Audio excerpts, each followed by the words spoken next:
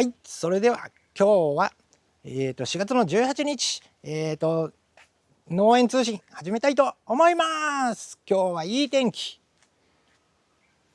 4月18日、ヤギたちものんびりしております。はい、まずはじゃあ植えたブドウからいきましょうか。はい、これ長野パープル。あ、下水が出てる。下水が出てるぞ。下水が出てるから、これ下水を切らなきゃいけないな。あっちに栄養を取られちゃう。急遽下水を切るんだけど、ハサミあったかな。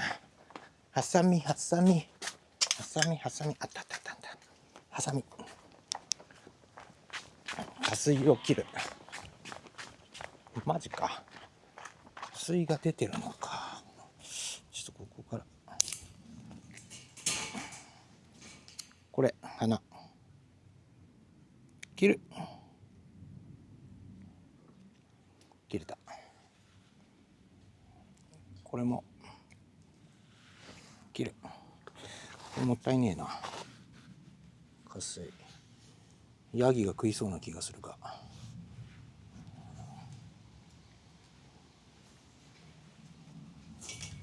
来た。ヤギに食わせよう。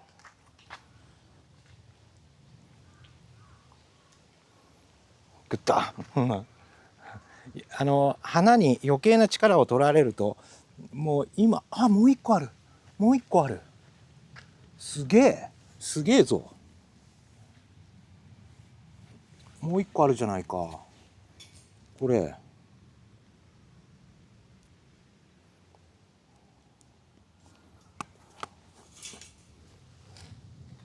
もう一個できたよ。おい、いらないのか。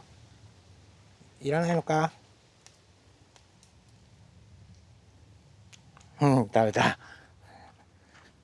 花。はい、それでは今のが長野パープル。 BK シードレスもわっちゃん、もしかしたら加水ついてるのかな。 BK シードレス、こっちは花は出てないようだな。大丈夫だ。食べちゃダメだぞ。はい、それでは始めていきます。苗も元気に育ってまいりました。これ最初のいつもの部屋、玉釣りしていい感じ。天気がいいからね、すごくよくできてる。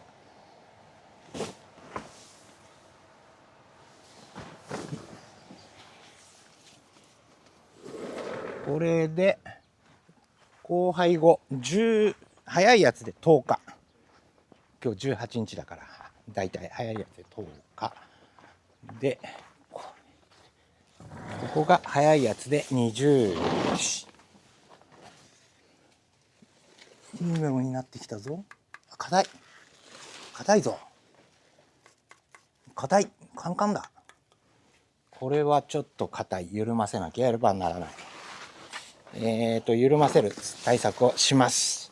朝ちょっと蒸し目にしないとこれは緩んでくれなさそうだ。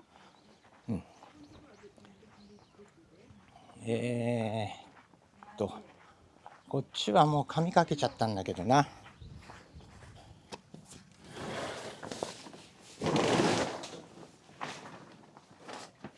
いいメロンになってきてるぞ。ほら、大きさもよろしいようで、これだいたい1ヶ月だから、このまんまのペースで伸びてってくれればちょうど 1.5 ぐらいになるか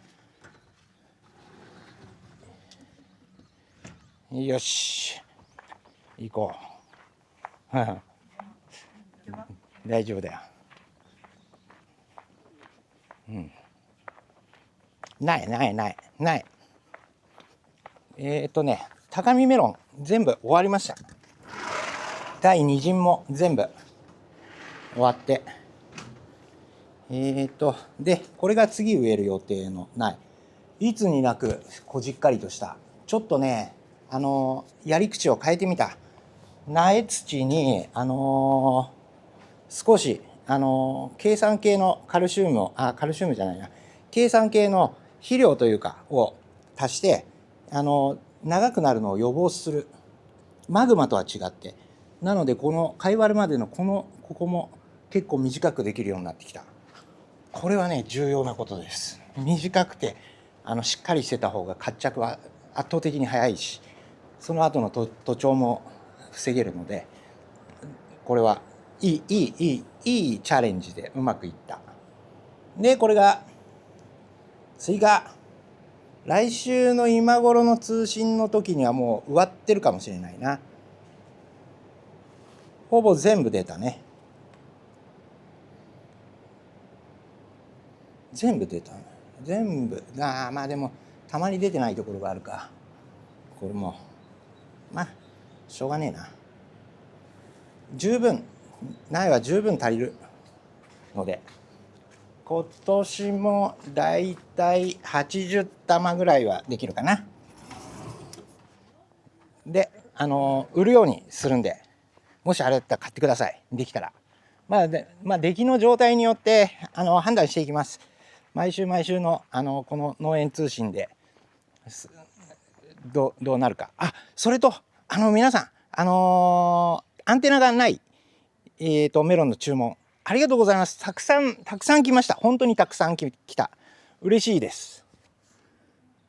でこれはこの間定食したやつを生産して、水を戻したって感じですね。今のところ順調でしょう。そうだ、ここは岡山から来た原種があるので、ちょっとそれも見ていきましょう。これが夏一、岡山から来た夏一で、ここから岡山から来た夏四。そんなに違うようには見えないけど、夏一の方がやや葉っぱがでかく木ができてる気はする。これが夏四で、こっから違うな、これがみやびだ。だから違うんだ。これがみやびで、これが夏4で、ここが夏1って感じですね。そう考えるとやっぱり夏4と夏1はそんなには変わらない出来だな。ここ夏4で、これがみやびがやっぱり少しちょっと違う、木が。でここからがうちの夏4です。結構いっぱいやってあります。ちょっと来年用の夏の種を取ろうかなと思って、夏 4× 夏7っていうやつを作ろうかなと思ってるんで、種を作ります。はい、そしてこっちがうちのメロン。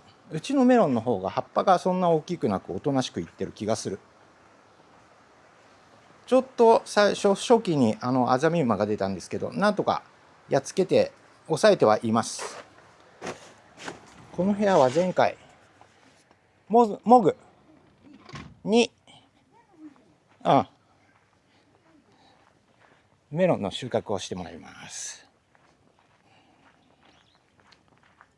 僕メロンの作業の中で一番嫌いなのが収穫かな。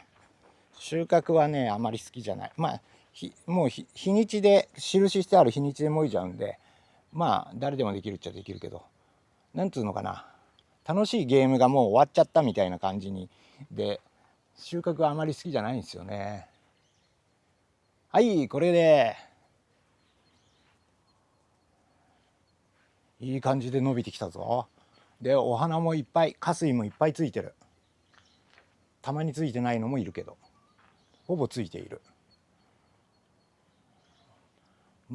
ここの出来なのかな。これもついてる。今年はよく取れそうですね。どんどん収穫量的には増えていってっからすごく順調に来ている。花、こっちには大きな花がついているのももうあるんだよな。これなんかほらいいお花がついている。花水っていうんだよ。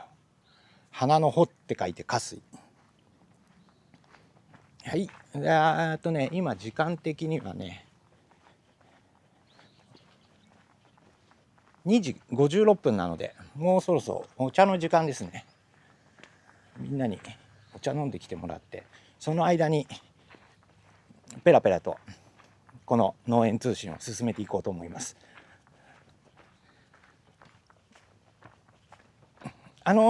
まだ遅れてないんですけど、これからそのアンテナなしの訳ありメロンどんどん送っていきますんで、いつもの大きすぎてとかじゃなくて、普通の大きさ、だいたい 1.3、1.4 ぐらいの大きさで、です。ただ味はちゃんとに美味しいように送りますんで、ありがとうございます。で、これ高見植えた、今日植えた、さっき植えた。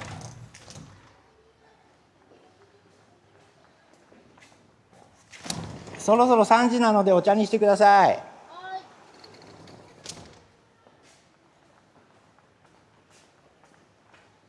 で、今週は皆さん1週間千美ヶ谷 F5 の動画を毎日見てくださってありがとうございます。まだ見てない人がいる、見てなかったら、ここにリンク再生リスト貼っときますんで、ぜひ見てみてください。もう F ログも始まっております。これはもうこっちはそこそこできてきてて、こっちはこれから交配、もう来週の今頃は交配やってる頃ですな。まあまあでもここ数日、昨日一昨日あたりはちょっと冷えました。朝10度ぐらいまで下がったりして。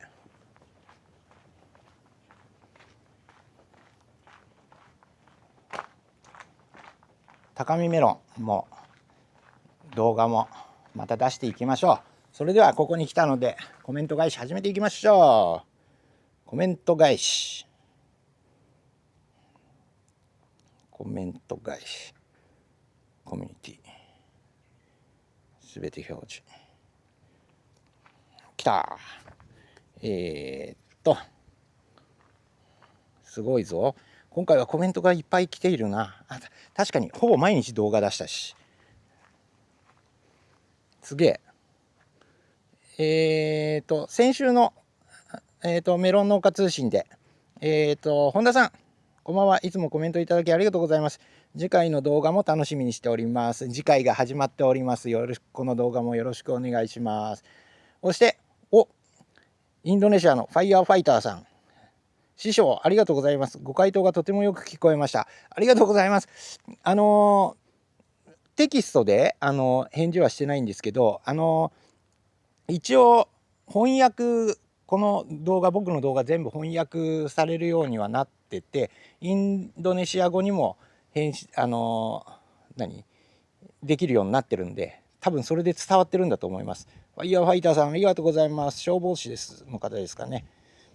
あら、昔の動画3種類、去年かな、多分去年か一昨年の3種類の露地系メロン栽培日記の、動画に本田さんがいつの動画ですか、多分2年前です。2年前の動画、キューピッドで20度超えを目指すっていうやつだと思う。でも去年はディーバで20度超え達成できたんで、はい、それでここに来てこれちょっと姿が変わっております。これは明日か明後日カットバックのバナナのカットバックの動画出すんで、それを見ていただけると嬉しいです。バナナがもう完璧にあったかくなって枯れるほどの寒さじゃなくなったんで、一回切り戻しってのと、あと芯が生きてるかどうかっていうのを確かめる検証動画というかで、皮むきをしてあんな姿になっております。是非今から編集しますんで。そしてこれおつまみできてきたぞ。そら豆はこう上向いて育って、だんだんこうやって垂れてきて、もうちょっと垂れるとこれが食べ頃になる。来週にはもう食べられる。すげえいっぱいになってる。ほら大きくなってきた。ちょうど雨もねいい感じで降ってたからね。これ冠水チューブ埋めてないからさ、天水で育つような感じ。ほらほらほら、うわ、これなんかもう大丈夫だ。すげえ。こんな大きいもん。ほら。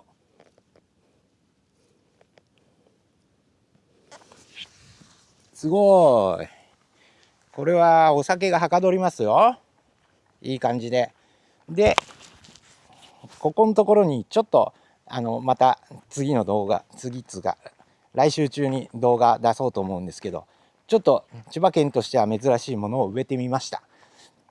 それはその動画出して来週のこの植えた動画を出して、それで毎週のこの通信で育ち具合を報告していきます。そうだ、忘れてたな。返信しながらだけど、また育苗室のところに来て F6 は3月の31日に巻いて、今日4月18日、来週頃にはもう定食になってますね。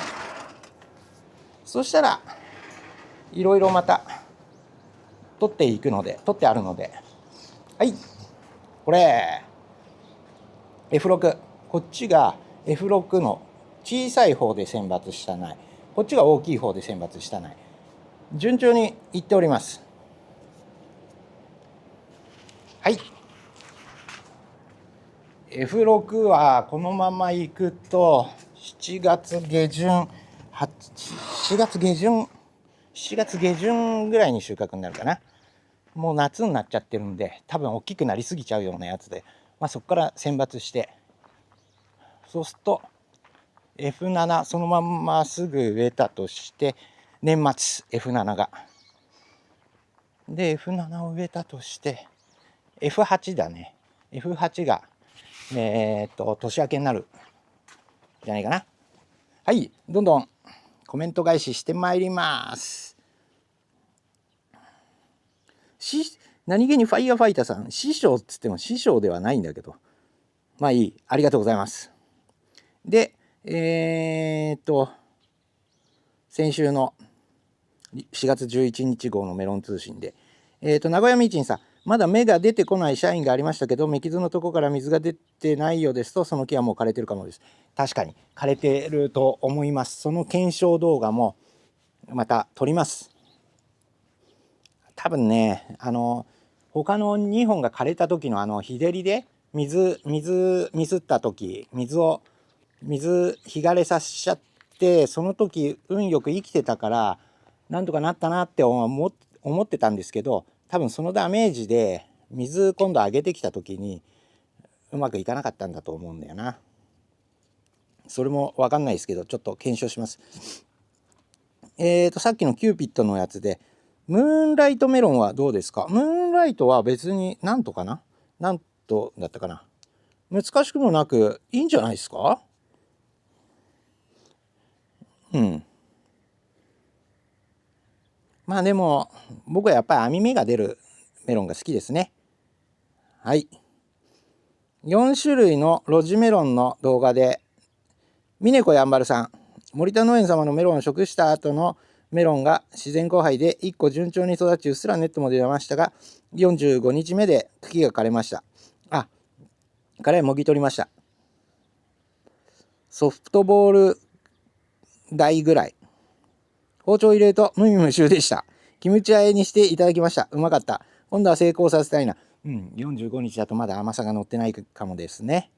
でも無駄にならなくてキムチ和えにできたんなら良かったと思いますが、これ去年の話で LINE でちょこちょこ写真とともに送ってもらってて、で今年もまたメロンが発芽してるようなので、うまくいくことを祈っております。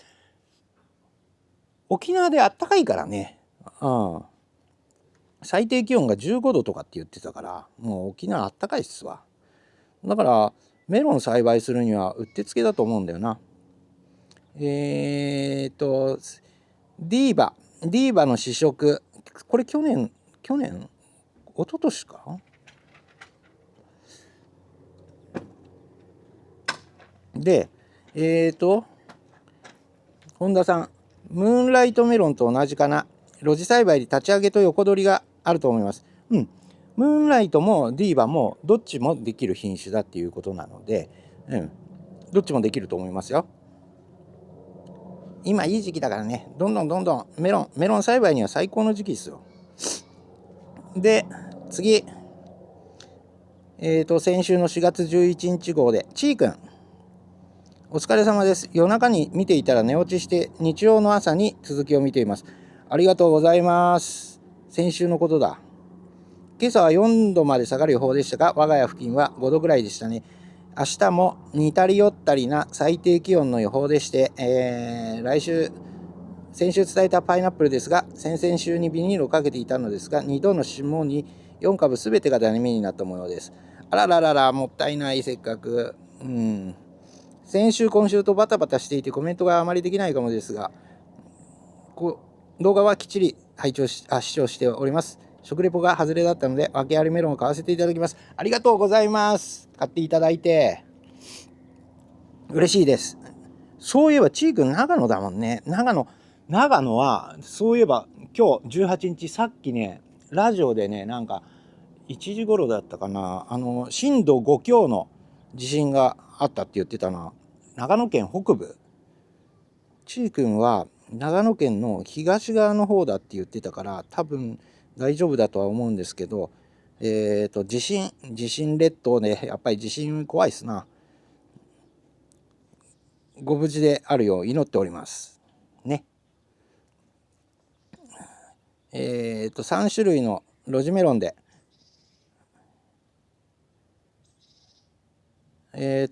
本田さん、この動画体調が悪くて見ません。体調が悪くて見れなかったって今頃気づいたってことか。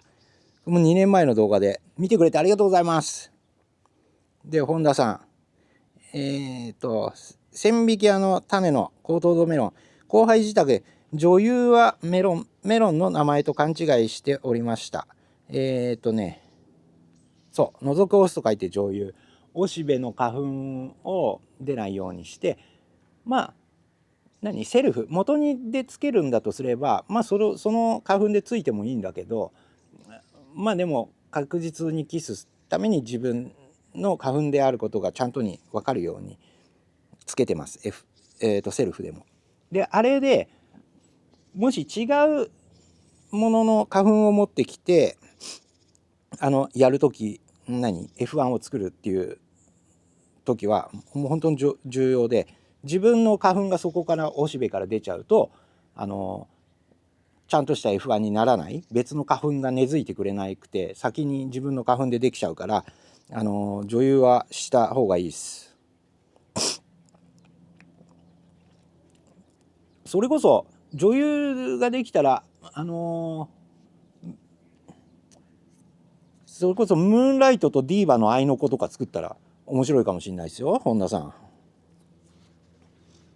女優してどっちかの木に逆の木の花粉をくっつけてあげると、できたメロンはもうムーンライトだったらムーンライト、ディーバだったらディーバっていうメロンなんだけど、その F1 の子供は種はちゃんとに合いの子になってるんで、 F2 からその次の代から両方のいいところが出ていくのかな。まあ交配種と交配種だから、まあ簡単にはそう優性遺伝みたいなやつはちょっとわからないですけど、固定種同士だったら両方のいいところ取りで F1 ができるから、まあ F1 っていうのは重要なっていうか武器ですよね、栽培の。今だいたい種で売ってるのはほぼ F1 種なので。でしかも著作権じゃないけどF1 の F2 になるとばらけるので F1 と同じものはできないっていう、なんつうの、種屋にしろ何にしろいいとこ取りの仕組みですわ。はい。F5 の千匹屋メロン F5 の活着の動画で名古屋名人さん、森田さんこんばんは。今日ベルダと森田メロン F1 を定食しました。冠水チューブを入れてトンネルで栽培します。いいことです。で、多分名古屋だからもうこっちとそんなに気候変わらないでしょうから、トンネルかけとけば寒さでダメになることはないと思います。ただここのとこちょっと朝方寒いですね。10度11度。まあでもトンネルかけて、うちも4種類の露地メロン高見とかは無加温なのでハウス1枚かぶってますけど大丈夫だと思います。植えた時になぜ灌水チューブで水をかけないのですか？水跳ねしない方がいいのでは？一回もう灌水チューブだけでやってた時期もあったんですけど、ムラができちゃう。最初のこの上水で水が点滴灌水が行く場所と行かない場所、届きやすい場所と届きづらい場所でちょっとムラができるような感じだったんで、最初の一発だけ目だけしっかりと手でかけるようにしました。そしたら結構平らに育つようになったんで、しかもそこにアミノ酸も通しながらちょっと豊富にかけてベッドの中に、かけてあげるんで、そっちの方が平らにいくようになりました。だから植え付け、もしだから植え付けて点滴チューブ灌水チューブ入れてあるにしても、1回はまず手掛けをしてあげて、こう移植した土とポットの間を埋めるじゃないけど、そんな感じで慣らしてあげるためにも水かけた方がいいと思います。はい、そうだね、昔から比べるとやり方も少しずつ変えてってます。でファイヤーファイターさん、3分20秒に移植前に苗をアミノ酸に浸します。情報ありがとうございます。浸すだけで浸すとだいぶ初期生育が良くなるんで、活着も早くなるんで、是非やってみてください。もうそうアミノ酸がいいね。アミノ酸がいい。窒素っぽい感じだから、あまり濃い窒素とかなんていうのかな、火星的なやつでちょっとあれすると当たるといけないんで、効きすぎてアミノ酸がちょうどいいぐらいだと思います。コメントありがとうございます。インドネシアから。後輩自宅のちーくん、女優作業はスイカの種なしを作る時の作業と似てるんですね。1本1、2本ならまだしも50本からだと頭が下がります。そうスイカもね、種なしの花粉でつけたいので、花を蓋しといて、あれが出ないように種なしの花粉で作るようにやってます。それで種届きました。ありがとうございました。予報とかけ離れた最低気温が出るので、まだまだ育苗すらままなりません。ちなみに予報は6度だったのに、メモリ付き温度計では4時半に 2.5 度を記録してました。最高温度はだいたい合ってるんだよな。それはちょっと寒すぎる。まだ寒すぎる、ちーくん。もうちょっとあれが進んでから、季節が進んでからにしましょう。まとめ動画なのでテンポよく進んでいく様がテレビ番組みたいでした。訳ありメロン購入させていただきました。ありがとうございます。今週中には送るんで待っててください、ちーくん。千匹やメロンの水切りの動画、生産の動画のところでメロンの成長プロセスがすごく分かりやすいです。何代目までうまく聞きますか？女優いい響きだが漢字で書くとまさにね、男は怖い、男を除くだがね、オスを除く。何代目まで、何代でもできると思うんですけど、基本だからその花粉だけでいくと、メンデルの法則でいくと8代までいくとほぼその形に固定されるっていうことですね。そうするとそれが固定種みたいになっていくっていう感じです。ファイヤーファイターさんがハートのマークをくれてます。適化の動画で、ファイヤーファイターさん、メロンの受粉方法の動画を拝見しました。知識を共有していただきありがとうございます。ありがとうございます。これちょっと難しい作業ではあるんだけど、買ったどっかの種もうまく見る選抜とかができて、後輩女優してちゃんと自分の花粉だけで作って、どんどん全く同じものにはならないんだけど、8台やると似たようなメロンをできるようにはなると思う。ただ血のというか選抜、その時期の選抜はちょっと難しいかな。労力には簡単には見合わないですね。で完璧にうまくいくとも限らないし。はい、シャインマスカットの動画でファイアファイターさん、教師の修学許可証ありがとうございます。いや、ぶどう農家、本物のぶどう農家はもっとうまくやりますね。でも基本的にはこういうやり方なので、シャインマスカットの芽かきのね動画ありがとうございます。コメント。千疋屋峰子やんばるさん、千疋屋の動画で玉釣りされたメロンがとても可愛らしいです。そうですね、その時期は可愛らしい。そして一番楽しい時かな、そっからネットが出ていくっていうのがそういう時期ですね。で、本田さん、森田さんにお尋ねします。根元に水パイプを2本引いてありますが、1回何分流してますか教えてください。点滴換水で基本だいたい7分に設定してて、あとはだから列ごとに例えばこう6列あってやってる間に乾きが変わってくるんで、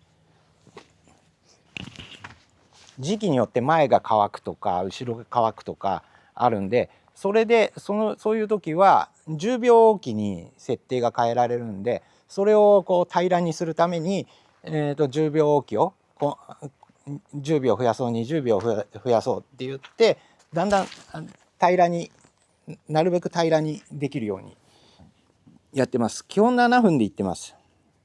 で天気が悪いのが続いて乾かないような時期でどうしても水あげたいっていう時期とかには5分に絞って水をあげたりとかそういうことはしますね。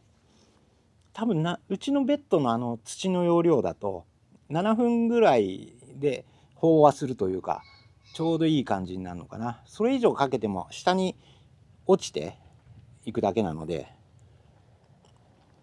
7分ぐらいです。はい、長屋みーちんさん、森田メロンの F2 をやってますが森田さんみたいに完璧な後輩は無理みたいです。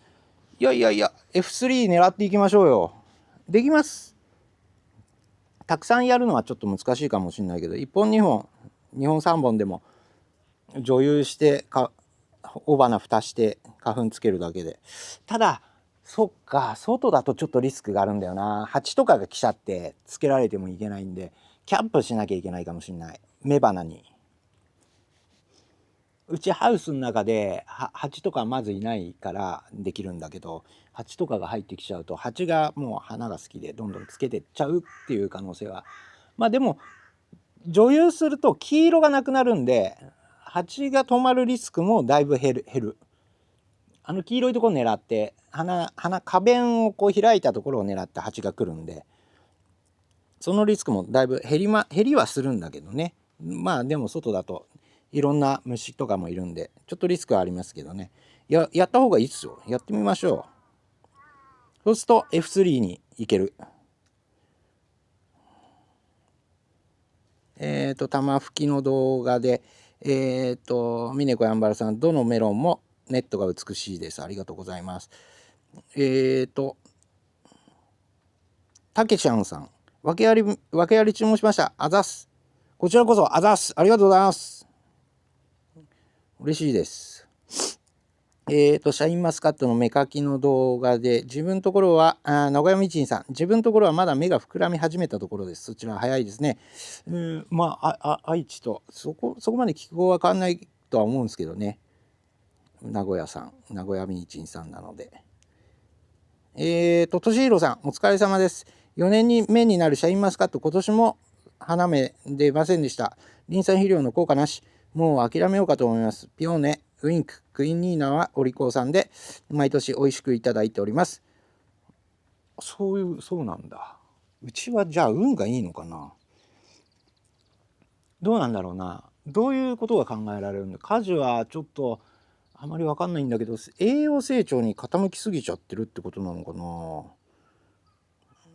ちょっと分かんないですね。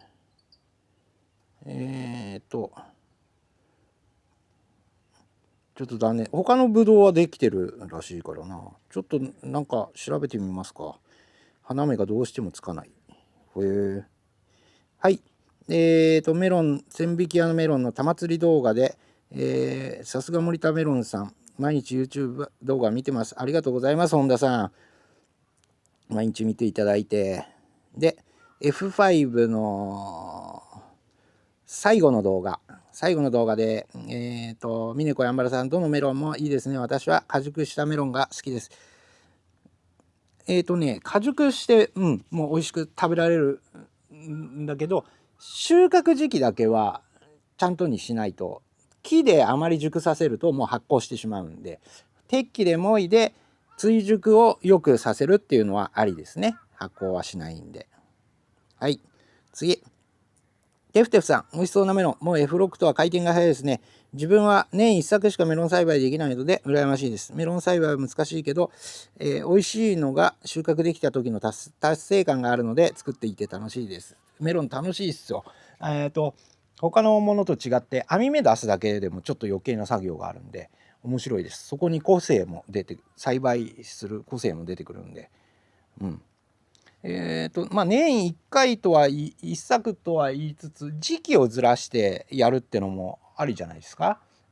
春早めに始めるやつとだんだん10日おきぐらいでやっていくと収穫時期もずれて品種も少しずつ変えて、例えば春系から夏系に行って、で最後秋でも多分どこかわかんないけど10月ぐらいまでは多分取れるはずだから、春秋系まで3種類ぐらいね、順番に栽培中に植えていかなきゃいけないけど、回転じゃなくて、そういうのも楽しいですよ。時期を変えて作るっていうのも面白いと思います。グルーブさん、美味しそうですね。ありがとうございます。ファイヤーファイターさんも美味しそうです。美味しい。ヤミーって送ってくれてます。ありがとうございます。そして最後、ちーくん。この動画を見ている4月17日は最低気温が 3.6 度でした。本格的な春はまだ先かなんて言ってると夏になっちゃう信州です。そうっすね。そうだね。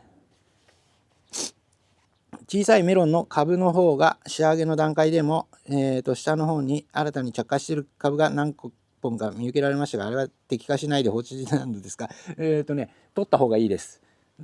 手が回らなかっただけです。本当は取らなければならない。あれ僕も気づいてたんだけど忘れちゃった。取らなきゃいけないって言って、もう出来上がってきた最後の部屋の方はうちはこういろんなタイミングでメロン作ってるんですけど、作業的に若いところから、その日に若いところからだんだんいろいろ作業してって、収穫時期の部屋とかは最後なんで、そこに入るまでに忘れちゃうってことがありますね。なんでかっていうと若い方の方が病気が少ないというか、でだんだん成長に従って病気とか虫とかが多くなっていくんで、それを例えば収穫で入って部屋でうどん粉とかがどっかについたりとか、アザミウマとかコナジラミが自分について育苗室とかに自分が連れてっちゃうっていう場合があるんで、そういうことがないように作業するのも順番を決めてやってるんで、忘れちゃあったあれや今日やっとか取っとこうって思っても忘れちゃうんだよね。メモとかすればいいんでしょうけど。はい、それで今週はもうたくさんのコメントありがとうございました。来週は